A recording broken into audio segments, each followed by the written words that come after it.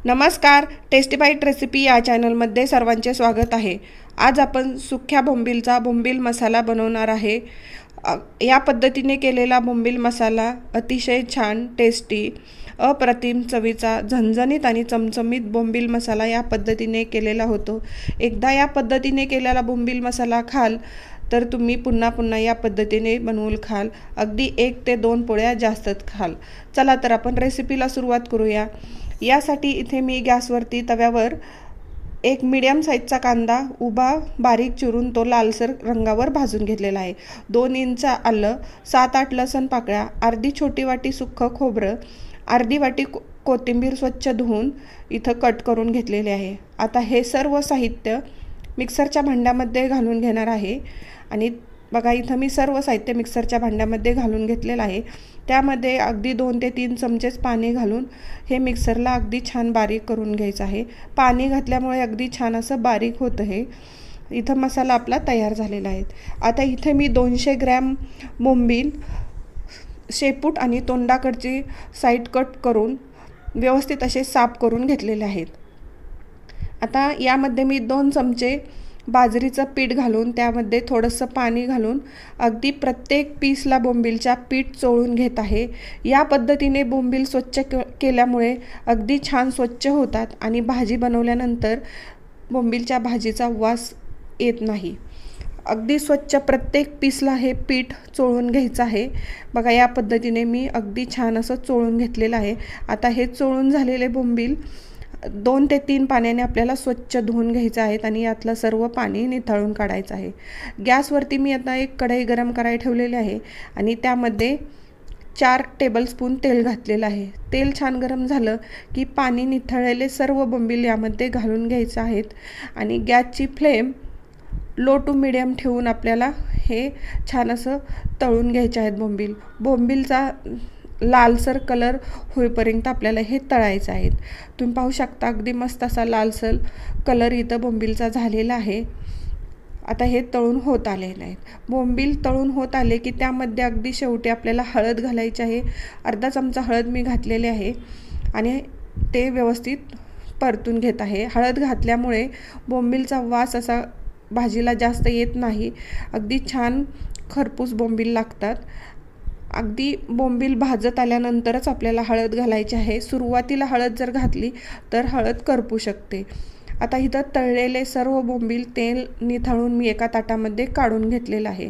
बोंबील तळून जे कढईमध्ये तेल शिल्लक राहिलेलं आहे त्यामध्ये मीडियम साईजचा कांदा मी बारीक कट करून तो थोडासा परतून घेते। कांदा परतून झाला की त्यामध्ये बारीक चिरलेला टोमॅटो एक घातलेला आहे आणि तोही व्यवस्थित असा परतून घ्यायचा आहे। कांदा टोमॅटो आपला व्यवस्थित परतून झाला की त्यामध्ये जे आपण आलं, लसूण, खोबरं, कोथिंबीरचं वाटण केलेलं आहे ते सर्व घालून घ्यायचं आहे आणि तेल सुटेपर्यंत आपल्याला छान हे परतून घ्यायचं आहे। बघा तेल सुटेपर्यंत आपल्याला हा मसाला परतल्यामुळे अगदी छान आपली भाजी होते। मसाल्याला तेल सुटलेलं आहे। आता यामध्ये आपण पावडर मसाले घालून घेऊया। 1.5 चमचा मी घरगुती साठवणीचा मसाला घातलेला आहे, अर्धा चमचा लाल तिखट, पाव चमचा हळद सुरुवातीला घातल्यामुळे मी पावच चमचा घातलेली आहे, 1 चमचा धना पावडर, अर्धा चमचा गरम मसाला पावडर। आता हे सर्व घातल्यानंतर व्यवस्थित असं मिक्स करून घ्यायचं आहे आणि आता यामध्ये मी अर्धा छोटा चमचा मीठ घालणार आहे। मीठ चवीनुसारच घालायचं आहे। आता मीठ घातल्यानंतर पुन्हा हे आपण व्यवस्थित मिक्स करून घेऊया आणि पावडर मसाले करपू नयेत यासाठी यामध्ये मी 2 ते 3 चमचे पाणी घालून घेत आहे। पाणी घातल्यामुळे आपले पावडर मसाले करपत नाहीत आणि व्यवस्थित आपण हे परतून घेऊया। तेल सुटेपर्यंत आपल्याला हे परतायचं आहे, म्हणजे मसाल्याचा कच्चापण जाऊन अगदी छान असा आपला मसाला तयार होतो। बघा या मसाल्याला छान असं तेल सुटलेलं आहे। त्यामध्ये आता आपण जे तळून घेतलेले बोंबील आहेत ते सर्व घालून मिक्स करून घेऊया। आता इथे आपल्याला हे जास्त परतायची गरज नाही आहे, कारण बोंबील आपण अगोदरच छान असे तळून घेतलेले आहेत। मसाल्यामध्ये बोंबील मिक्स झाल्यानंतर यामध्ये मी 1.5 ग्लास पाणी घातलेलं आहे आणि ते व्यवस्थित असं बोंबील पाण्यामध्ये मिक्स करून घेऊया आणि गॅसची फ्लेम मोठी करून आपण याला एक उकळी आणणार आहे। अशाच नवनवीन रेसिपी पाहण्यासाठी टेस्टी बाईट रेसिपी या चॅनलवर तुम्ही नवीन असाल तर सबस्क्राईब करा. सबस्क्राईब केलं असेल तर लाईक आणि शेअर करायला विसरू नका. छान अशी आता ह्या बोंबीलच्या रश्श्याला आपल्या उकळी यायला सुरुवात झालेली आहे. उकळी आल्यानंतर आपण गॅसची फ्लेम मीडियम करणार आहे. बघा इथं छान अशी उकळी आलेली आहे आणि आपण हे स्वच्छ बाजरीच्या पिठाने बोंबील चोळून धुतल्यामुळे अगदी छान स्वच्छ होतात आणि बोंबीलच्या भाजीला अजिबात वास येत नाही. मस्त अशी खमंग अशी आपली भाजी या पद्धतीने तयार होते. इथे पाहू शकता अगदी मस्त उकळी आलेली आहे आपल्या बोंबीलच्या भाजीला. आता गॅसची फ्लेम मी लो करून 15 मिनिट असंच आटत ठेवणार आहे. 15 मिनिटानंतर तुम्ही पाहू शकता मस्त असं आपला रस्सा इथं आटलेला आहे आणि छान बोंबीलचा अर्क उतरलेले बोंबीलचा आपला रस्सा इथं तयार झालेला आहे. आपला बोंबील मसाला इथं तयार झालेला आहे. तर यावर थोडीशी मी बारीक चिरलेली कोथिंबीर घालून घेत आहे.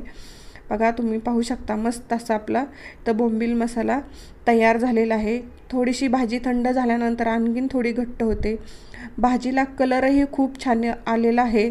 अगदी मस्त झणझणीत आणि चमचमीत या पद्धतीने केलेला बोंबील मसाला होतो.